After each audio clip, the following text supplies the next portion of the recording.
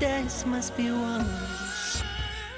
Paradise must be one. Each day and each night, through darkness and through light, cry it out to the world. Spread the word.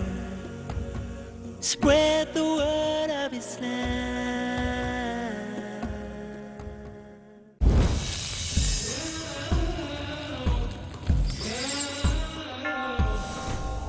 داهمتنا الكروب أغرقتنا العيوب فاكفنا همنا يا حبيب القلوب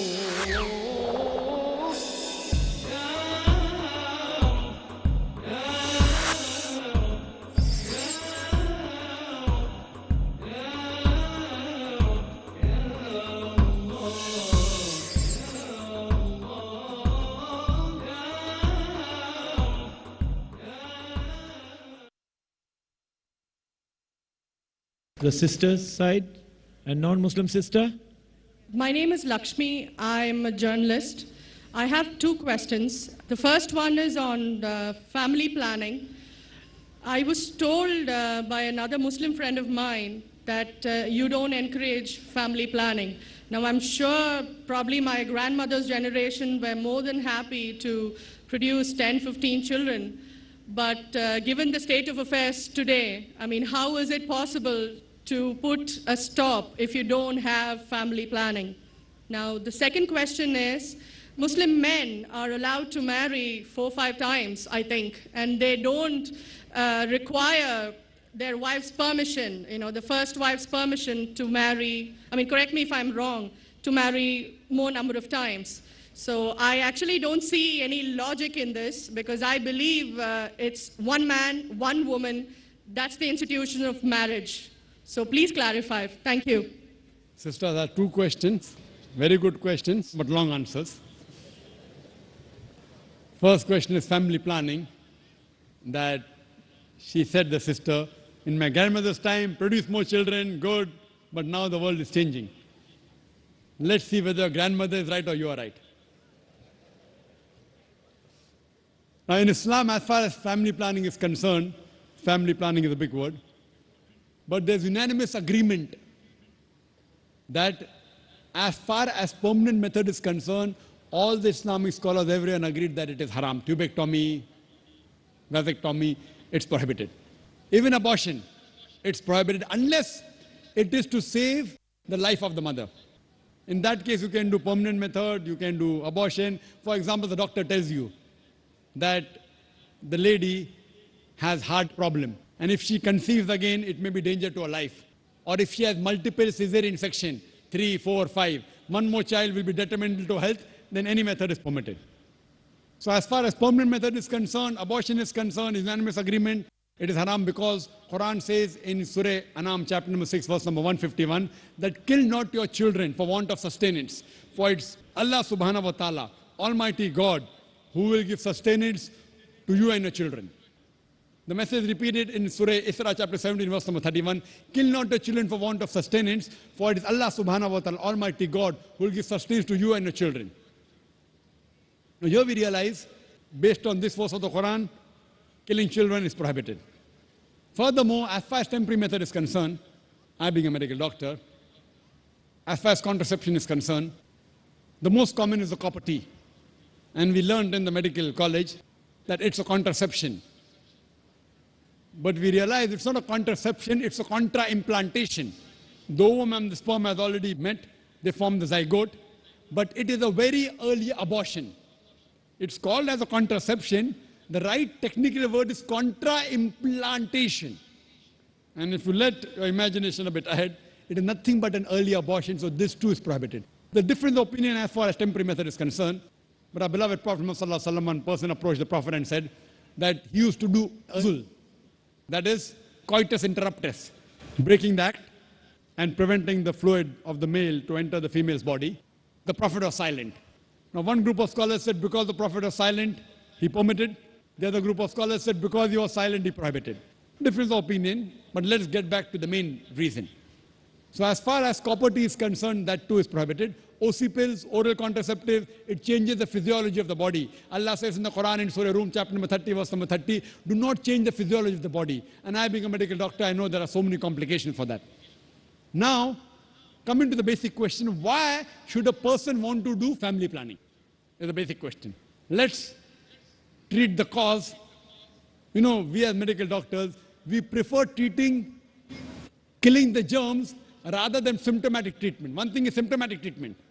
The other is knowing the cause and killing the cause. Now, broadly, majorly, there can be two reasons why a person wants to do family planning. One can be because he's poor and poverty prevents him from looking after many children. The other reason may be he's rich, but having more children, more spacing, he can make them doctors, engineers, etc. Now coming to the first reason, that if a person is poor, Islam has the solution for poverty. Don't kill human beings. The solution is zakat.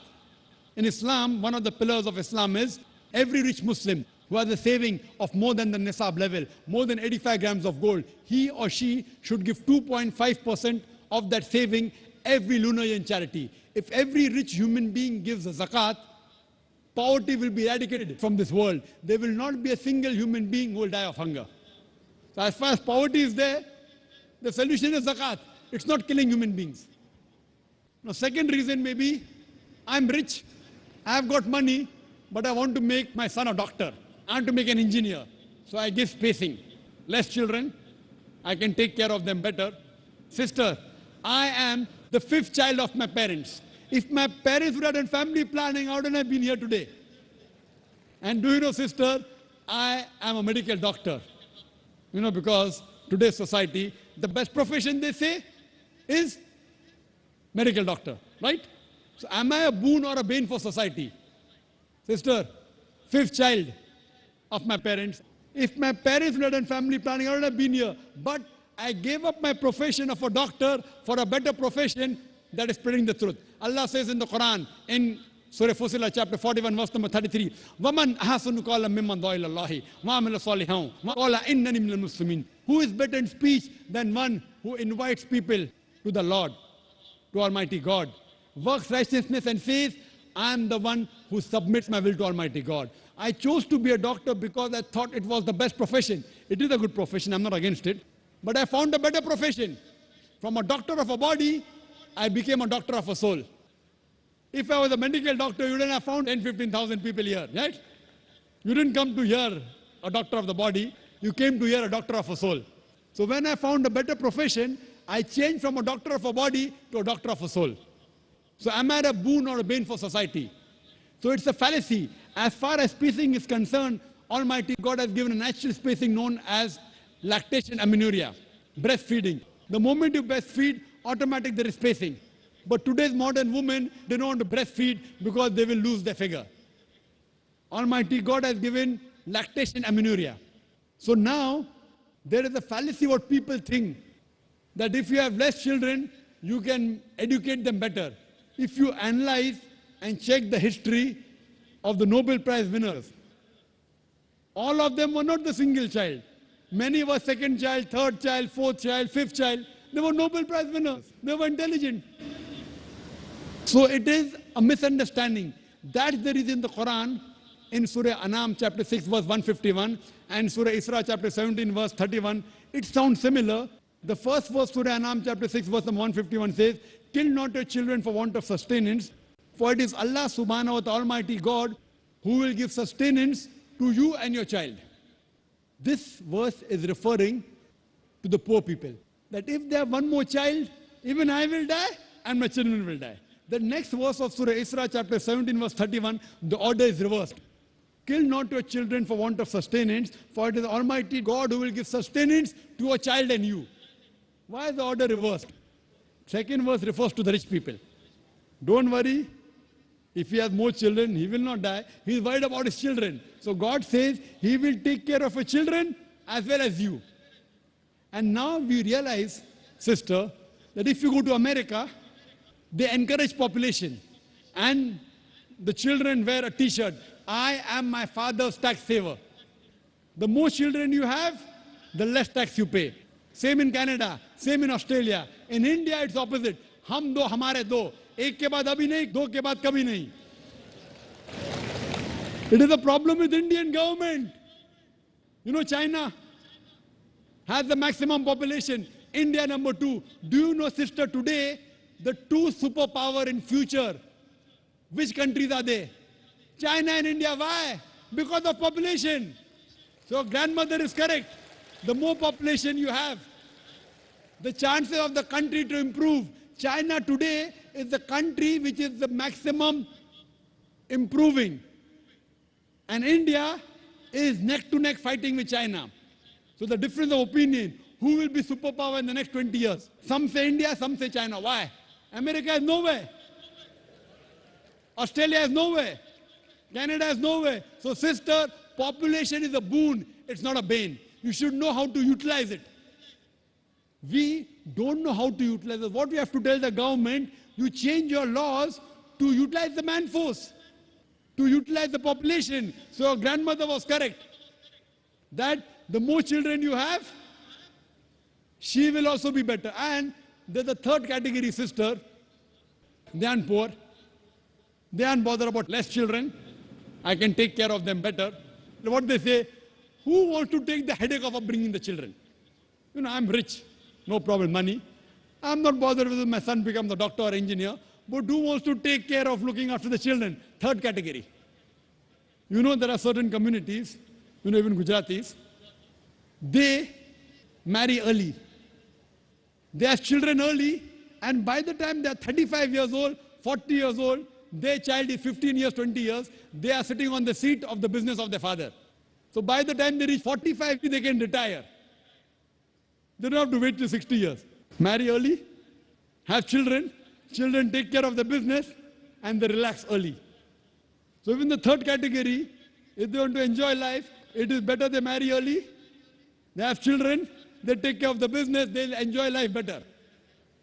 So that's the reason, as far as planning is concerned, Allah says in Surah Al-Imran, chapter number 3, verse number 54, Makru makrallahu wallahu khairul makirin. They planned and plotted. Allah too planned. Allah is the best of planners. So if you feel Almighty God can plan your family better, leave it to Almighty God. If you can think you can do better, the choice is yours. I believe in Almighty God. I let Him plan my family. And that's the reason I'm here. يا حبيب القلوب. Now coming to your second question. In Islam, men marry 4 times, 5 times, and they don't ask permission from the first 5. Why? As far as polygyny is concerned, a man having more than one wife, Islam is the only religion, and Quran is the only religious scripture on the face of the earth which says marry only one. There is no religious scripture besides the Quran. I'm a student of comparative religion, which says marry only one. There is no verse in the Bible, no verse in the Bhagavad Gita, no verse in the Veda which says marry only one except the Quran. If you read the Hindu scriptures in Ramayana, the father of Sri Ram, how many wives did he have? How many wives? More than one? More than one, 3 wives. Fine. Shri Krishna, according to Mahabharata, how many wives he had? Unlimited. Not unlimited. You don't know your scripture well. No. Did he have 4 wives? No. I have no idea. Not 4, not 100, not 1,000, 16,108 wives. How many wives he had? 16,108. So why can't we Muslims have 4? What's the problem? When Shri Krishna can have 16,108 wives, why can't we have 4? Further, if you read the Vishnu Purana, chapter number 24, verse number 1, it says a Brahmin can have up to 4 wives. If you read the Jewish scriptures, it gives you permission to have as many wives as you wish. If you read the Christian Bible, it gives you permission to have as many wives as you wish. If you read the Bible, Abraham had 3 wives. Solomon, how many wives he had? He had 700 wives. It is later on the church has put a ban that Christians should marry only one, not the Bible. It is the Jewish community married more than one wife. It was in 1950 that chief rabbi passed a synod that Jews should marry only one. So it is the rabbi, not the Jewish scriptures. And according to Hindu scriptures, you can marry as many as you wish. It is the Indian government in 1954 passed a law called the Hindu Special Marriage Act. Hindu Special Marriage Act, which says Hindus should marry only one. It is not the religious scripture. It is not Bhagavad Gita. It is not Ramayana. It is not Mahabharata. It is not Veda. It is the Indian Penal Code. The Indian government, which has passed a law in 1954 that Hindus should marry only one. But according to the statistics of the status of the woman in Islam, if you read the government documents on page number 66, 67, it says that Muslims do polygamous marriages. You know what is the percentage in India? 4.3%. How much? In India, 4.3% of the Muslim men do polygamous marriages. A statistic between 1951 to 1961. Hindus, how many? 5.06. 0.7% more than the Muslims in India. According to the Indian government, even though it is prohibited according to the Indian law, yet they do more polygamous marriages than the Muslims. Why? Now, let's analyze what does the Quran say. Quran says in Surah Nisa, chapter 4, verse number 3, marry women of your choice in twos, threes or fours. But if you can't do justice, marry only one. This statement, marry only one, is only given in the Quran and no other religious scripture. It says, marry women of your choice in twos, threes or fours. But if you can't do justice, marry only one. So if you want to marry more than one woman, one of the criteria of the Quran is you should do justice. If you can't do justice, you should marry only one. Now, what are the reasons, logical reasons a person can think that why has Islam permitted certain men to have more than one wife? Many non-Muslims think it is fard, it is compulsory for a Muslim man to have more than one woman, to have more than one wife. It's not compulsory, it's optional. It's not fard, it's not compulsory. How many Muslim men do you know who have more than one wife? How many do you know, sister? How many do you know? A few. How many? A few again. Few means 1, 2, 3, how many? Yeah, at least about 3. About 3. Have you heard of Dharminder? Yeah. How many wives he has? 2. Muslim or non-Muslim? Non-Muslim. Non-Muslim. Your previous chief minister, what's the name? Jayalalitha. Yes. Hindu or Muslim? Hindu or Muslim? Hindu. Hindu, fine. Now these are famous personalities. Fine. How many famous personalities you know in India who have got more than one wife? The 3 you know may be locality, fine? Yeah. Local, maybe friend in your neighborhood, maybe your colleague. In India, there are more non-Muslims having more than one wife than the Muslims. Now let us understand what are the logical reasons. Come back to logic now. Now, by nature, if you ask any medical doctor, he will tell you, male and female are born in equal proportion. Girls and boys are born in equal proportion. But any medical doctor, any pediatrician, any children doctor will tell you that the female sex, the female child is stronger than the male child. That's the reason there are more deaths in the male children as compared to female children. So in children's age itself, the female children are much more than the male children. As life grows on, there are people dying due to accidents, due to alcoholism, due to war. There are more males dying as compared to females. Today, if you analyze in the world, there are more females in the world as compared to males. There are few third world countries like India where the male population is more than the female population. And do you know why? The reason is because of female feticide and female infanticide. According to an article, a program which came on BBC by the name Let Her Die, the program was assignment. There was a British reporter by the name of Emily Buchanan. She comes to India and she says that every year in India, more than 1 million fetuses are being aborted after they identified that they're females. She says more than 3,000 every day. You multiply, more than 1 million every year. According to the Tamil Nadu government hospital report, she gives the statistics, out of 10 female born alive, do you know how many are put to death? 4. Sister, did you know that? Tamil Nadu, your state, your beloved state, according to the government statistics, out of 10 females born alive in the government hospital, 4 are put to death. There are billboards put in Rajasthan and here, which says that spend 500 rupees and save 500,000 rupees. You know what does it indicate? Spend 500 rupees, do ultrasonography, do amniocentesis, identify the child you're carrying is a female, abort her, and save 5 lakh rupees, 500,000 rupees. Maybe a couple of 100,000 upbringing her, and the remaining 100,000 in dowry. If you stop this evil practice in India, our beloved country, stop the female infanticide, stop the female feticide. Even in India, the population of female will be more than the male population. If you see the rest of the world, if you see New York alone, there are 1 million females more than males. In USA alone, there are 7.8 million females more than males. In UK alone, there are 4 million females more than males. In Germany alone, there are 5 million females more than males. In Russia alone, there are 9 million females more than males. And God alone knows how many millions of females are more than males throughout the world. Suppose I agree with your philosophy, sister, you said, 1 man, 1 woman.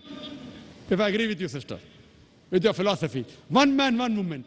And suppose my sister happens to be in America, or your sister happens to live in America. And suppose the market is saturated. 1 man, 1 woman, saturated. Yet there will be 7.8 million females who will not find life partners. 1 man, 1 woman. Now the option for these 7.8 million females is either marry a man who already has a wife or become public property. You say, Dr. Zakir Naik, public property, such a harsh word. Sister, it is the most sophisticated word I can use. I cannot use a more sophisticated word than public property. According to the Statistics of America, do you know, on an average, a man, before he settles down with a wife, he has 8 different sexual partners. Do you know that? On average, 8. Some may have 1, some may have 10, some may have 28 sexual partners before he settles down with one. So the only option remaining, so if my sister happens to live in America, or if your sister happens to live in America, and the option is given to her, and suppose the market is saturated, every man has found a woman for himself. And unfortunately, if my sister, or if your sister happens to be one of the women who has not found a life partner, the only option for them is either marry a man who already has a wife or become public property. Any modest woman would opt for the first. Sister, what would you opt for your sister? Marrying a man who already has a wife or become public property? My sister is too young to be married, so... When she grows up and if she happens to go to America, or if you happen to be in America, Third choice. what would you prefer for her? You're the elder sister. Would you prefer her becoming public property or marry a man who already has a wife and get equal rights? In Islam, if you have a second wife, you give equal rights. In America, the public property has got no rights. She's degraded. She's dishonored.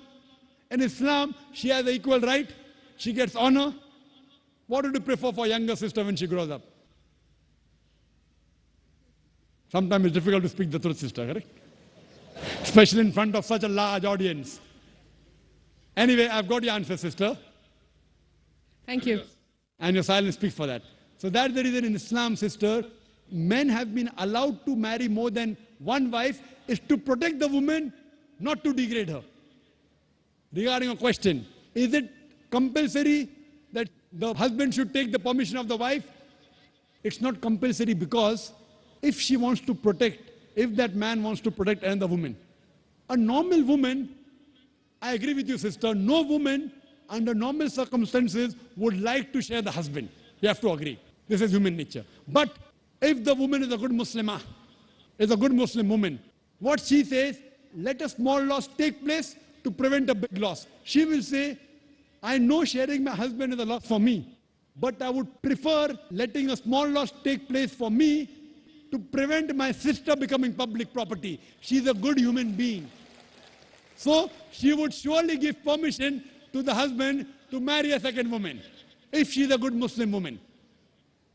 But taking permission is not fard, it is preferable. But at least informing is a requirement so that he does justice between the two wives. Hope that answers the question, sister. Thank you. Spread the word, oh man. Spread the word of Islam. Oh, fortunate one. Paradise must be won. Paradise must be won. Each day and each night. Through darkness and through light. Cry it out to the world. Spread the word. Spread the word.